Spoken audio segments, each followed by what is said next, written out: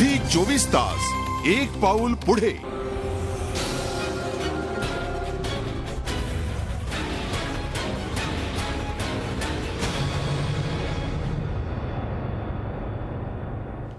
नमस्कार, मी अमोल जोशी। रोकठोक मध्ये आपलं स्वागत।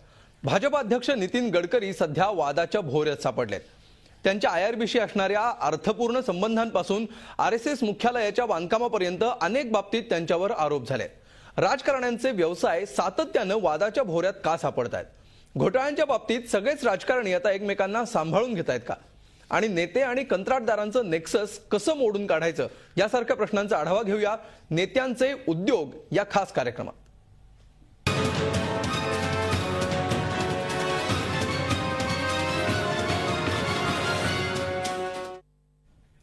आणि ज्या कारणामुळे आज आपण या चर्चेला सुरुवात करणार आहोत, कार्यक्रमाची सुरुवात करण्यापूर्वी आपण बघूया नितीन गडकरींवर नेमके काय आरोप झालेले आहेत, त्यांच्याकडून काय स्पष्टीकरण देण्यात आलेलं आहे याबाबतचा हा खास रिपोर्ट। नितीन गडकरींमागचा शुक्लकाष्ठ संपायला तयार नाही। पूर्ती पॉवर अँड शुगर कंपनीतील गैरव्यवहारांची आयकर विभागानं चौकशी सुरू केली आहे। गरज पडल्यास नितीन गडकरींची देखील चौकशी करणार असल्याचं इन्कम टॅक्स विभागानं म्हटलंय। 2 दिवसांपूर्वीच कंपनी व्यवहार खात्यानं या प्रकरणी चौकशीचे आदेश दिले होते। या प्रकरणी झालेले आरोप गंभीर आहेत। पूर्ती पॉवर अँड शुगर लिमिटेड कंपनीत आलेला पैसा 1-2 नव्हे तर तब्बल 5 कंपन्यांमधून फिरवला गेला। निविता ट्रेडर्स, स्विफ्ट सोल, रिग्मा fintrade, Ashwami sales and marketing आणि अर्नवेल ट्रेड्स या त्या 5 कंपन्या। या 5 कंपन्यांशी संबंधित असलेल्या अनेक कंपन्यांचे पत्ते बनावट असल्याचं आढळलंय। त्याचबरोबर नितीन गडकरी आणि आयआरबी कंपनी यांच्यात साटलोट असल्याचाही आरोप होतोय। आयआरबी कंपनीकडे पूर्ती लिमिटेडचे 68.4 लाख शेअर्स आहेत। विशेष म्हणजे आयआरबी आणि ग्लोबल सेफ्टी विजन या कंपन्यांनी 164 कोटींचं कर्ज गडकरींच्या पूर्ती ग्रुपला दिलंय। 1995 ते 1999 या काळात गडकरी सार्वजनिक बांधकाम मंत्री असताना आयआरबी कंपनीला रस्ते बांधणीची आणि देखभालीची मोठी कंत्राटे मिळाली होती। त्यामुळे आयआरबीची पूर्तीमधली गुंतवणूक संशयाच्या भोवऱ्यात आली आहे। पूर्तीच्या व्यवस्थापकीय संचालकांनी मात्र गैरव्यवहार झाल्याचा इन्कार केलाय। यह सब आरोप बेबुनियाद है और पॉलिटिकली मोटिवेटेड है। इसमें सबसे महत्वपूर्ण बात है कि माननीय श्री नितिन जी गडकरी जी ने 14 महीने पूर्व ही पूर्ती पॉवर एंड शुगर लिमिटेड का त्यागपत्र दे दिया। गडकरींवरचे आरोप केवळ व्यवसायातल्या त्रुटींसंदर्भातले असल्याचं सांगत भाजप नेते लालकृष्ण अडवाणींनी त्यांची पाठराखण केली आहे। तर संघानं याला मीडिया ट्रायल म्हटलंय। इट्स ए मीडिया ट्रायल एक अर्थ में मीडिया ट्रायल। अभी तो सारी बातें आएगी, वो भी अपनी बात रखेंगे। नितीन गडकरींनी कुठल्याही चौकशीला सामोरं जाण्याची तयारी दर्शवली आहे। आता चौकशीतून गडकरींना क्लीन चिट मिळते की गडकरी अधिक अडचणीत येतात हे काही दिवसात स्पष्ट होईल। झी 24 ताससाठी ब्युरो रिपोर्ट। आणि या विषयावर चर्चा करण्यासाठी आपल्या स्टुडिओमध्ये आहेत काँग्रेसचे प्रवक्ते हरीश रोगे, त्याचबरोबर दिल्लीतून या चर्चेमध्ये सहभागी होत आहेत भाजपचे नेते विनय सहस्त्रबुद्धे, दिल्लीतूनच ज्येष्ठ पत्रकार अशोक वानखडे सुद्धा या चर्चेमध्ये सहभागी होत आहेत। तर पुण्यातून ज्येष्ठ पत्रकार आणि राजकीय विश्लेषक सामाजिक कार्यकर्ते कुमार सप्तर्षी या चर्चेमध्ये सहभागी होत आहेत। आपण चर्चेला सुरुवात करूया विनय सहस्त्रबुद्धे यांच्यापासून। सहस्त्रबुद्धेजी, गडकरींवर सातत्याने आरोप होत आहेत।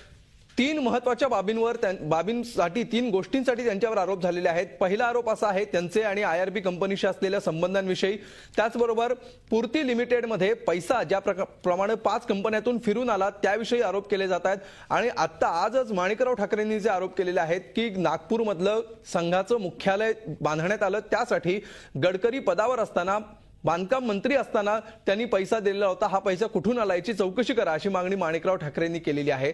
या तिन्ही बाबतींमध्ये भाजपची काय भूमिका आहे, तुम्ही काय म्हणाल?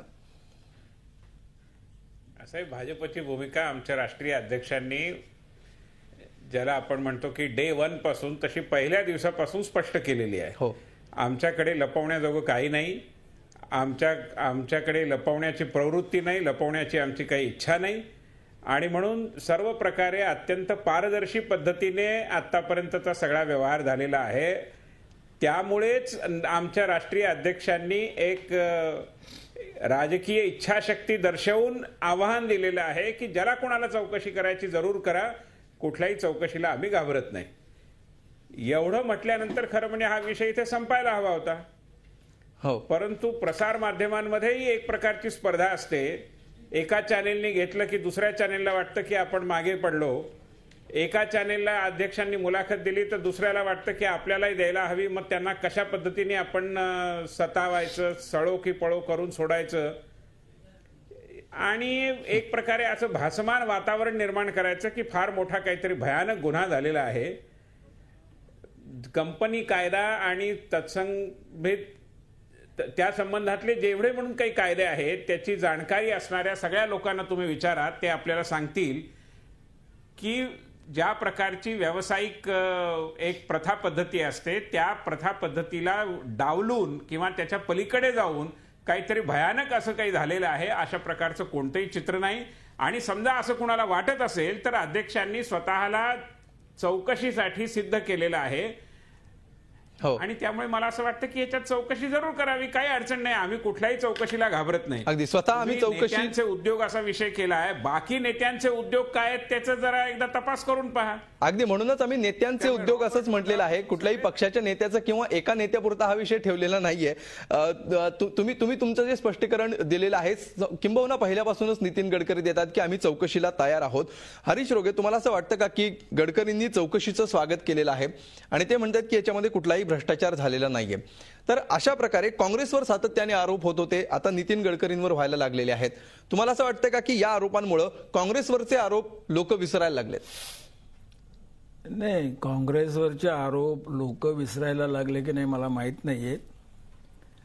परंतु जे एक निर्माण केलं गेलं होतं यांच्याकडून तेच त्यांच्यावरती आता बुमरँग व्हायला लागलेलं आहे.